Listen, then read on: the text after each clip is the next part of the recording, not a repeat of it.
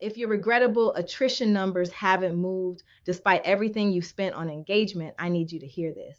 New data just confirmed what a lot of us have suspected. The problem isn't your engagement programs. The problem is that career growth has been treated as a perk when it's actually infrastructure. And that distinction, it changes everything about how you defend your budget and who you take that conversation to. Here's what's shifted.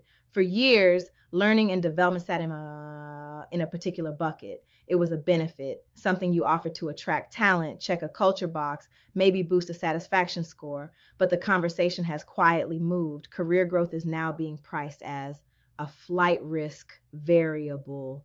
Organizations are starting to calculate what it costs when a high performer leaves, and that number lands on finance's desk, not HR's. Which means the budget defense for career architecture no longer lives with the chief learning officer alone. It moves to CFO logic, retention infrastructure, a cost of attrition argument. And that is a fundamentally different conversation than our people want more development opportunities. So here's where a lot of CHROs are right now.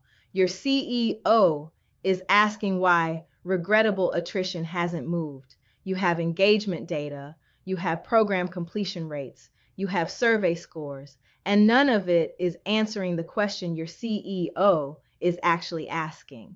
Because the question isn't, are your people satisfied? The question is, why are your best people leaving? And what is it costing us? Those are different questions. They require different data, and they require a different story about where the money should go. Generic engagement programs are solving for satisfaction.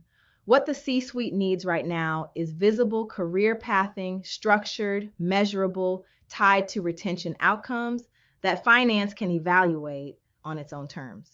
If you're still making the case for L&D as a development investment, you're speaking the wrong language to the wrong room. Stop calling it learning and development. Start calling it retention infrastructure. When you walk into a budget conversation, framing career architecture as an attrition cost lever with the math to back it, you're no longer asking finance to fund a program. You're asking finance to fund a risk mitigation strategy. That's a conversation finance knows how to have. The data you need, what does it cost to replace a regrettable departure at each level? Recruitment fees, ramp time, lost institutional knowledge, team disruption. Run that number. Then show what a structured career pathing investment costs by comparison. That's not an HR argument. That's a business case. And it belongs in the room with your CFO, not buried in an L&D budget justification.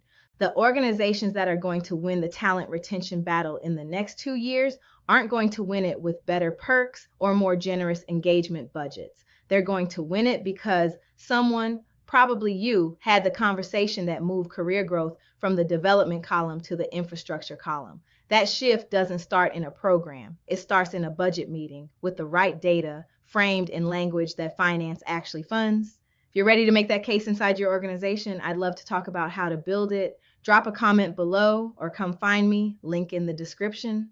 If you're